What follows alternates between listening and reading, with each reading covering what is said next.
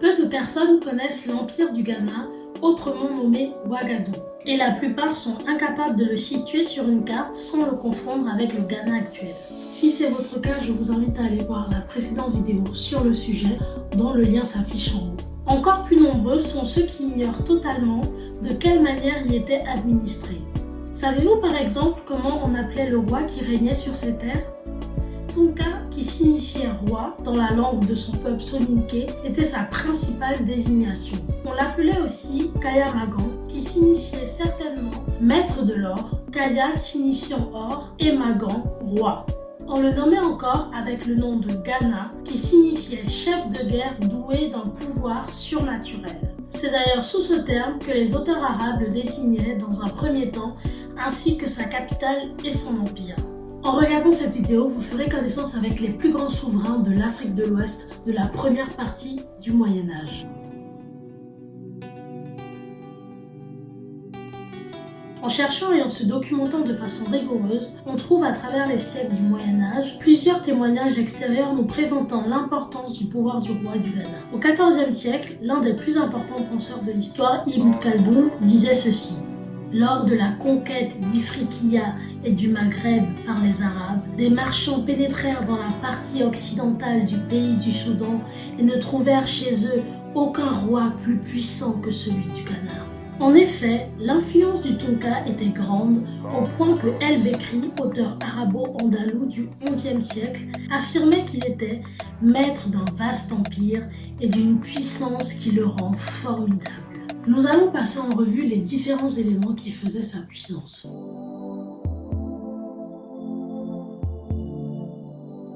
Nous en avons parlé lors de la vidéo introductive de l'Empire du Ghana. Le roi possédait une grande richesse. Il ne portait pas son titre de Kaya Magan en vain. Selon le témoignage d'El-Bekri, il possédait un contrôle total sur les mines d'or dans son pays.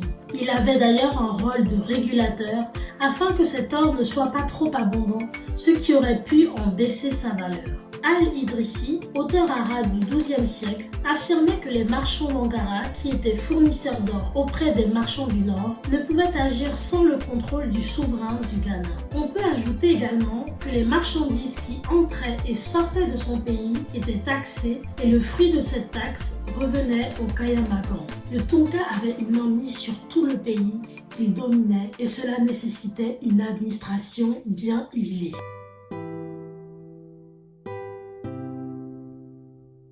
Grâce aux sources arabes, nous savons que le souverain du Ghana, qui dirigeait son empire depuis sa capitale Kombi-Salé, pouvait s'appuyer sur des représentants. C'était notamment le cas des gouverneurs qui étaient chargés de faire respecter les décisions royales, comme ce fut notamment le cas des deux principales villes de l'empire, Kombi-Salé et Aoudagost, qui étaient des véritables plaques tournantes du commerce de l'or.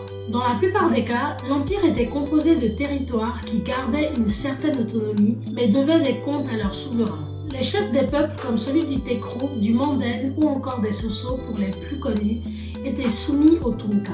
Pour s'assurer de leur obéissance, le roi s'entourait au sein de sa cour des fils de ces derniers. D'ailleurs, en parlant de sa cour, il faut préciser le rôle important que les musulmans avaient en son sein.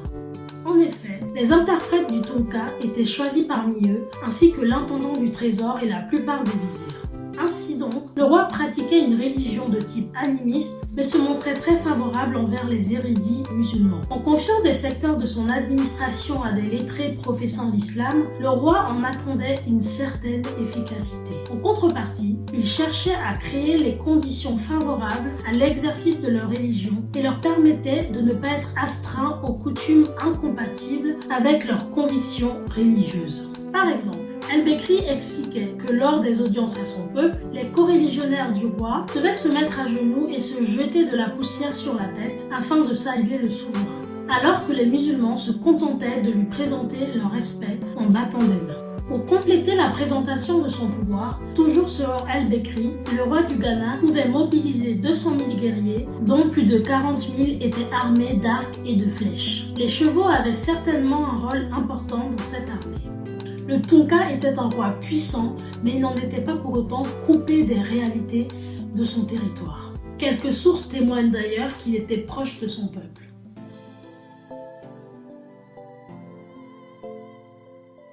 Nous l'avons évoqué dans la vidéo d'introduction sur l'Empire et précédemment dans celle-ci, le roi donnait fréquemment audience afin d'écouter les griefs de son peuple. Le Tonka se présentait face à celui-ci entouré de sa cour. L'ouverture de la séance royale était annoncée par un bruit d'un espèce de tambour qui se nommait débat. Au son de cet instrument, le peuple s'assemblait. Le roi y traitait ainsi directement des affaires civiles. Petite parenthèse concernant la justice, concernant les affaires criminelles ou liées à des dettes, les présumés coupables étaient jugés par l'épreuve de l'eau. Voici ce qui est dit dans Description de l'Afrique septentrionale. Ils sont amenés devant le prévôt qui prend un morceau très mince d'une espèce de bois dont le goût est âcre et amer. Il le fait infuser dans autant d'eau que cela lui plaît et il oblige l'accusé d'en boire. Si l'estomac de l'homme rejette le breuvage, on reconnaît que l'accusation est mal fondée. Si, au contraire, la liqueur y reste, on regarde le prisonnier comme coupable.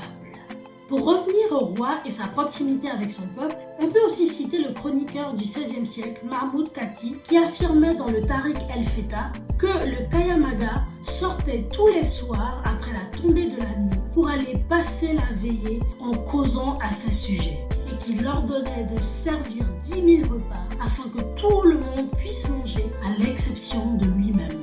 Cette source nous montre ainsi quelle était la réputation du souverain du Ghana plusieurs siècles après sa disparition, bien qu'elle soit à prendre avec des pincettes de la part de sa postérité de plusieurs siècles avec la fin de l'Empire et parce que l'auteur Mahmoud Kati avait tendance à être dans l'exagération dans ses récits et peu scrupuleux dans ses sources.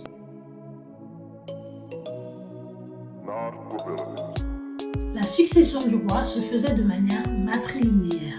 Cela signifiait que le Tonka avait pour successeur le fils aîné de sa sœur. Ainsi, le souverain avait la certitude que son neveu était bien le fils de sa sœur et donc de son sang, alors qu'il ne pouvait être assuré que celui qu'il regardait comme son fils l'était en réalité. Il n'était pas bête, c'était une très bonne astuce. C'est de cette tradition que semble issu le titre de Ouagadou Niamey, que portaient les rois du Ghana selon les sources orales des Guesseré, qui sont des griots chargés de transmettre l'histoire des Soninké. Ouagadou Niamey signifiait « enfant authentique du Ouagadou », nom que les Soninké donnaient au Ghana. Ce nom était aussi un hommage à la reine Niamey, ancêtre légendaire des Ouagé, qui était la famille régnante et par extension du clan des Cissé dont ils font partie. À propos de l'enterrement du roi, El-Bekri nous rapporte le témoignage suivant. À la mort du souverain, les Soninké construisent avec du bois un grand dôme qu'ils établissent sur le lieu pour servir de tombeau.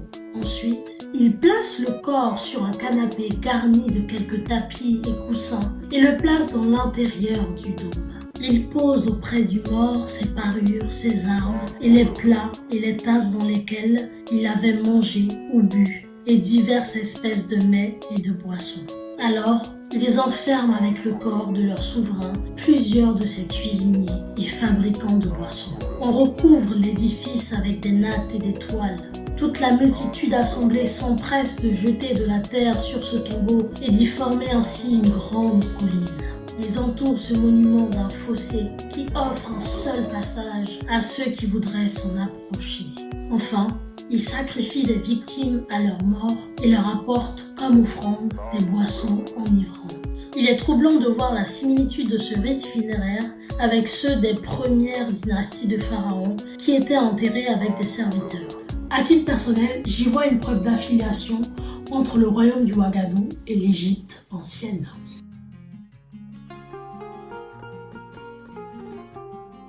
Pour conclure cette vidéo, je tenais à vous présenter le nom de quelques rois qui ont marqué l'Empire du Ghana. Certains sont légendaires alors que d'autres sont des réels personnages historiques. Parmi les rois légendaires, il est impossible de ne pas parler de Kayamagan Cissé. Il est souvent désigné comme étant le premier roi soninké du Ouagadou. Cependant, l'époque de son règne varie d'un récit à l'autre, ainsi que ses principaux faits d'armes. On peut aussi parler de Kanissa Aï, qui est évoqué par l'auteur du XVIe siècle, Mahmoud Kati, dont j'ai critiqué la fiabilité de ses récits précédemment. Il est dit qu'il régnait du temps de l'Égypte et résidait dans une ville nommée Koranga où habitait sa mère. On dit de lui, je cite l'auteur, qu'il avait 1000 chevaux attachés dans son palais. Il y avait une coutume établie que si l'un de ces chevaux mourait le matin, un autre devait le remplacer le soir, et il en était de même si la chose arrivait pendant la nuit. Aucun de ces animaux ne dormait autrement que sur une natte qui n'était attachée autrement qu'à l'aide d'un cordon de soie, passé à son cou et à son pied.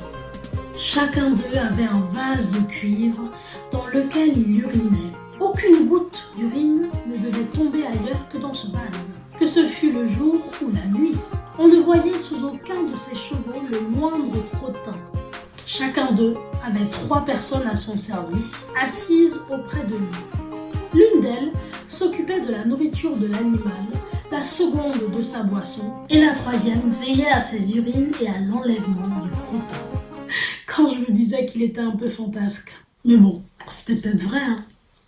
Ou pas. Parmi les rois historiques, en voici 2 qui régnèrent durant la fin de l'apogée de l'Empire. Bessi, qui régna jusqu'en 1062, dont El-Bekri raconte qu'il commença son règne à l'âge de 85 ans.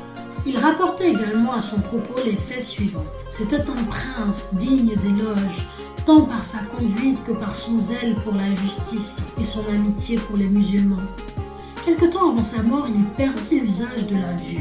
Mais il sut cacher cette infirmité à ses sujets, leur faisant croire qu'il voyait très bien. Quand on plaçait devant lui divers objets, il ne manquait pas de dire « Ceci est beau, cela est laid ». Pour tromper le peuple de cette manière, il s'était concerté avec ses vizirs qui lui indiquaient par des paroles énigmatiques et inintelligibles pour le vulgaire les réponses qu'il devait faire. Son neveu Tenkamenin lui succéda. Il s'agissait du roi en poste lorsque El-Bekri finissait de rédiger la description de l'Afrique septentrionale en 1068. Il est dit qu'il a dû se convertir à l'islam en 1076 après avoir perdu la guerre contre les musulmans almoravides. Voilà, ma vidéo se termine ici. Mes 2 prochaines vidéos sur le sujet traiteront pour la première de l'origine de l'Empire du Ghana qui a fait couler beaucoup d'encre et pour la seconde de Mama Dinga, l'ancêtre légendaire du peuple soninké.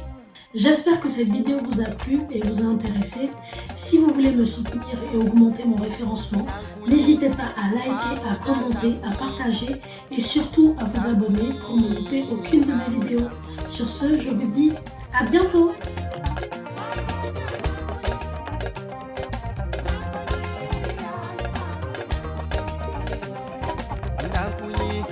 Faro